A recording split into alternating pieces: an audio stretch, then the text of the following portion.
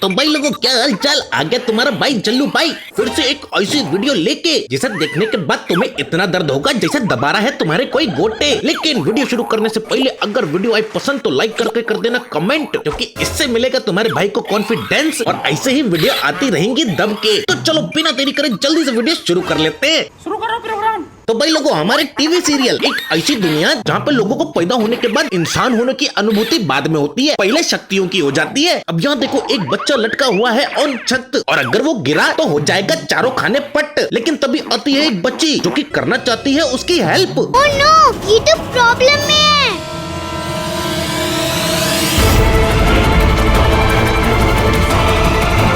लेकिन एक समस्या है ना, अब इतने छोटे छोटे पैरों से कैसे कर सकती है छोटी सी लड़की इतने ऊपर जंप? लेकिन वेट, क्योंकि तभी इसे याद आता है कुछ ऐसा जिससे हो जाती है लॉजिक की झंड। ओ, मैं तो इंडियन टीवी सीरियल में हूँ ना, मैं तो कुछ भी कर सकती हूँ। और तभी होता है कुछ ऐसा।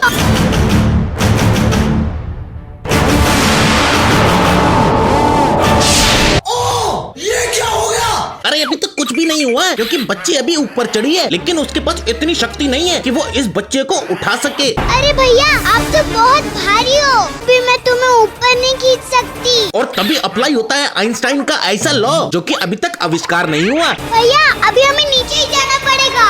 अरे नीचे जाएंगे तो चोट लग जाएगी। नीचे गिरना नहीं है, जंप करना है। नीचे गिरना नहीं है, जंप करना है। तो दोस्तों मुबारक हो, आज के बाद आप कितनी भी ऊंची बिल्डिंग से गिर सकते हो, I mean कूद सकते हो। बस आपको ये ध्यान में रखना है, नीचे गिरना नहीं है, जंप करना है। और आपको कुछ नहीं होगा। और अगर आपको ये लगता है कि झूठ है तो रुको, क्योंकि इन दोनों ने इस कार्य को सिद्ध करके भी दिखाया है। Ready, 3, 2, 1, jump.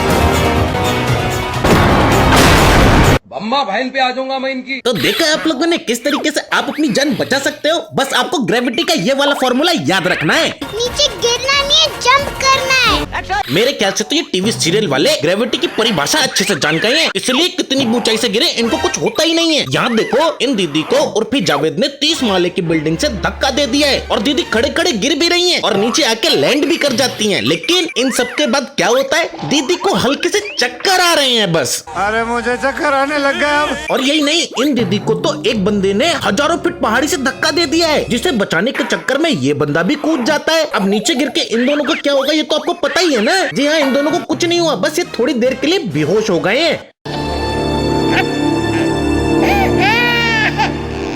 और मान लो कभी ऊंचाई से गिरने से इनको कभी कुछ हो भी गया तो क्या होगा? जैसे कि इस सीन में ये बंदा भी हजारों फीट पहाड़ी से नीचे गिर जाता है, इसे डॉक्टर के पास भी लिया जाता है, लेकिन इस बार तो डॉक्टर साफ साफ मना कर देता है। I'm sorry, मिसेस त्रिपाठी, हम आपके पति को बचा नहीं पाए। अब भाई डॉक्टर को तो मालूम नहीं है कि टीवी सीरियल में कोई टपकता नहीं है, बल्कि वेकेशन पे जाता है, लेकिन बाकी लोगों को तो मालूम है ना।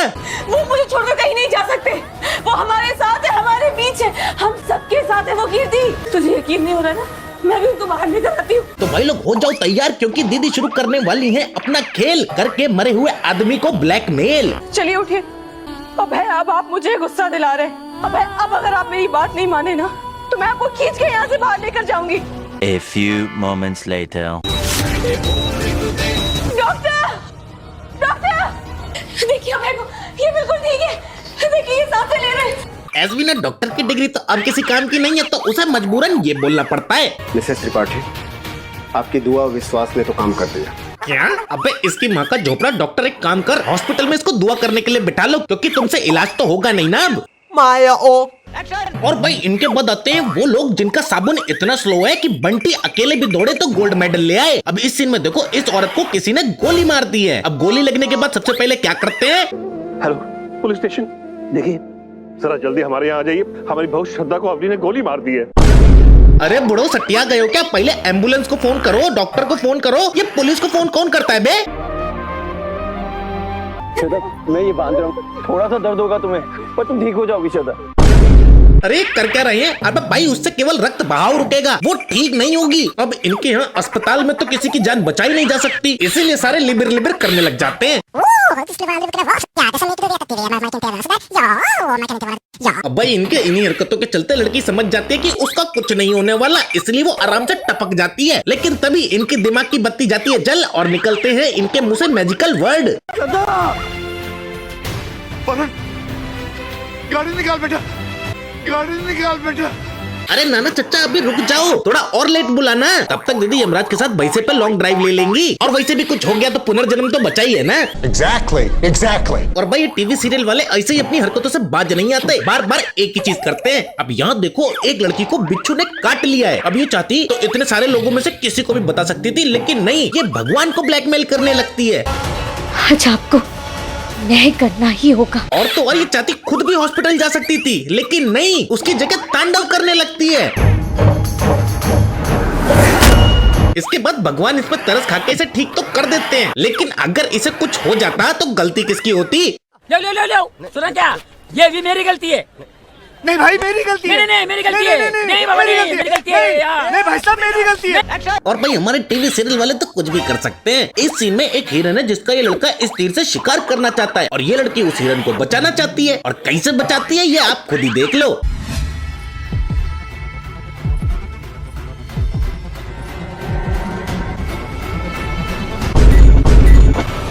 वाह, दीदी ने तीर को पत्थर से रोक दिया। अबे अगर तीर से तेज पत्थर जा पाता तो लोग तीर को हाथों से न चलाते, बाण का यूज ही क्यों करते?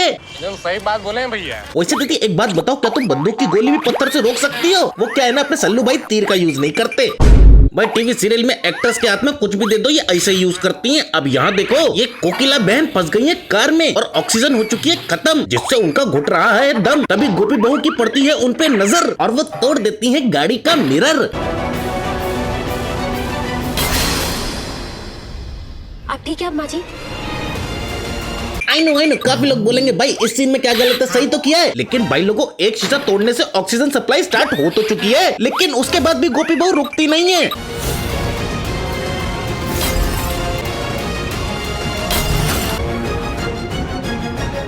अरे दीदी थाम यार, ये सारी चीजें तोड़ने से ऑक्सीजन सप्लाई नहीं बढ़ेगी, इंश्योरेंस का बिल जरूर बढ़ जाएगा। वो कहते हैं ना, गंजे के हाथ में अंडा और लड़की के हाथ में डंडा, दोनों बराबर ही होते हैं। जैसे शिप्रा का घर उड़ता है, वैसे स्कूटी से उड़ के मैं अपनी माँ के पास पहुँच जाऊंगी। नहीं, अगर आप ये सोच रहे हो दीदी मजाक कर रही हैं। स्कूटी से उड़ के मैं अपनी माँ के पास पहुँच जाऊंगी। तो भाई आप पूरी तरह गलत हो, क्योंकि टीवी सीरियल में कुछ भी सोच लो सच हो जाता है।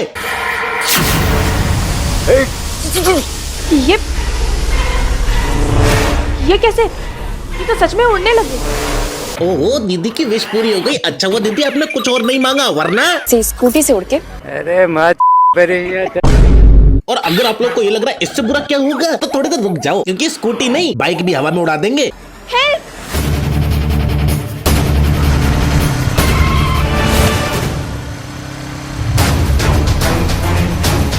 और ये बस यही नहीं रुकते, क्योंकि एक बार तो इन लोगों ने चंद्रयान से इच्छाधारी नागिन को अंतरिक्ष में भेज दिया था।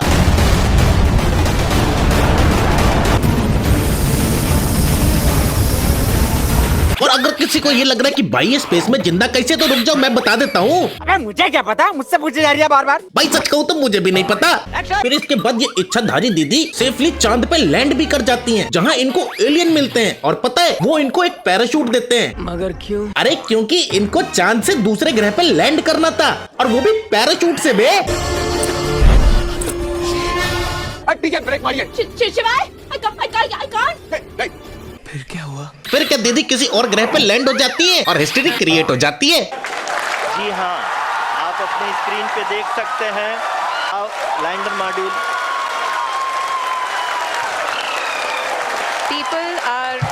टीवी सीरियल वालों, साइंटिस्टों की मेहनत तो छोड़ो, कम से कम इज्जत का तो ख्याल रखो। ये सब देख के कोई नौकरी न छोड़ दे। वैसे भाई मैं तो इससे ज्यादा अब झेल भी नहीं पाऊंगा, मेरे ख्याल से तुम भी नहीं झेल पाओगे। लेकिन अगर और झेलना चाहते हो तो बस नेक्स्ट मंथ से तैयार रहो, क्योंकि ज्यादा से ज्यादा वीडियो आने वाली है। तब तक के लिए अगर वीडियो पसंद आई हो तो लाइक कमेंट कर देना। मिलता हूँ आपसे नेक्स्ट वीडियो में। टाटा।